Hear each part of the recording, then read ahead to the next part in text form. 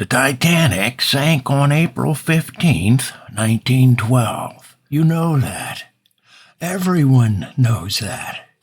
3 years later, on a warm July morning in Chicago, a boat rolled over in the Chicago River and killed 848 people. It never left the dock. You probably don't know that. Maybe that's worth asking about. July 24th, 1915. Western Electric was throwing its annual employee picnic. 5 boats had been chartered to carry workers and their families across Lake Michigan to Michigan City, Indiana. The Eastland was the first to load. By 7 a.m., over 2,500 passengers had boarded. Families, couples, children in their Sunday clothes. The boat began listing almost immediately. It had a history of instability that the company knew about and ignored. At 7:28 a.m., with the lines still tied to the dock, the Eastland rolled onto its side. People were thrown into the river. Others were trapped below deck as water rushed in. Rescue workers, bystanders, and nearby sailors pulled bodies from the water for hours. 848 people died. More than the Titanic's American casualties. More than the Great Chicago Fire. Within a few years, most of the world had moved on. Among the dead pulled from the river that day was a small boy. No one knew his name. His tag said 396. His entire immediate family had died with him on the Eastland. There was no one left to come forward and say, "That's my boy." Workers at the makeshift morgue, a nearby armory called the 2nd Regiment Armory, began calling him the little feller. He lay unclaimed while the city tried to make sense of what had happened. Children who had known him came forward. Their accounts led investigators to a grandmother, his mother's mother, who had not been on the boat that day. She was brought to identify him. She looked at the small boy the city had been calling 396, the little feller, and she recognized him by his pants. She had kept an extra pair for his suit, and those pants matched. That was enough. 396 became Willie Novotny. A grandmother's spare pair of pants gave the little boy his name back. The question, so why do we know the Titanic? Maybe it's because the Titanic carried people whose names were already in the newspapers. First-class passengers, industrialists, socialites, people the world was already paying attention to.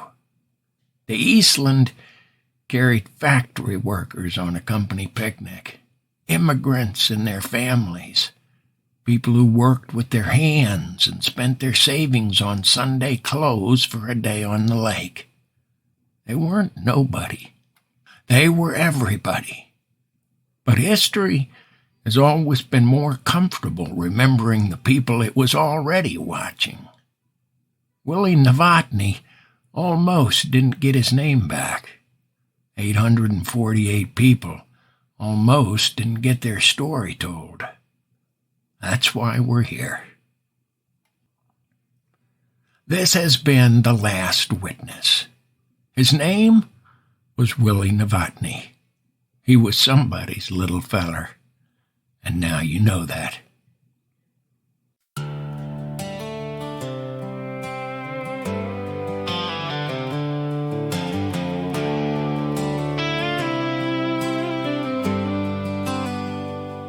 They tell stories of Titanic, diamonds, wealth, and first-class halls, of captains, kings, and famous folks, and how the mighty came to fall. the band still playing, each repeating. The grand old staircase still survives. More than 100 years of headlines keep those remembered lives. But on a Chicago summer morning in 1915, another ship was filled with dreamers, but no movie would be seen. No ocean crossing, foreign kingdoms, no wealthy names in history wrote. Just working people and their families, a company picnic filled with hope. Tell me why some stories linger and others fade away. Why some names get carved in marble and some are lost to yesterday. 800 souls that morning would be lost and know no more. And 20 feet of dirty water on Chicago river shore.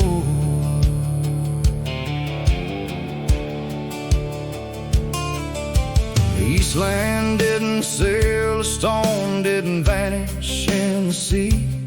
She just rode beside the dock, she sat and stole their lives away. And 20 feet of muddy water was all it took to seal their fate. A city watched just yards away, horrified they couldn't help, it was too late. Tell me why some stories linger while others fade away. Why some names get carved in marble and some are lost to yesterday.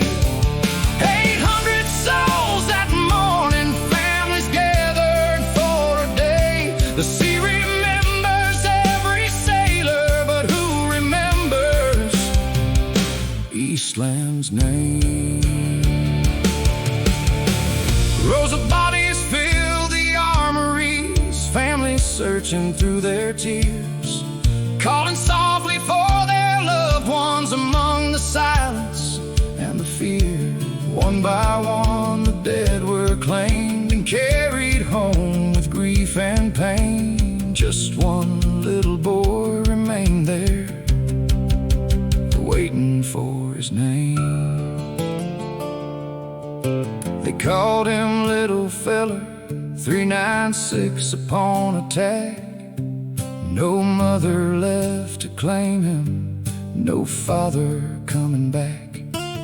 Then his grandmother stepped forward, and through all the sorrow came a pair of trousers from a suit. Willie got his name. Tell me why some stories linger while others fade away. Why some names are carved in marble and some are lost to yesterday. 800 souls on a dirty river still deserve to have their say. The world remembers the Titanic, but don't forget the Eastland's Day. So here's to Willie Novotny and the hundreds by his side, the mothers, fathers, sons, and daughters. History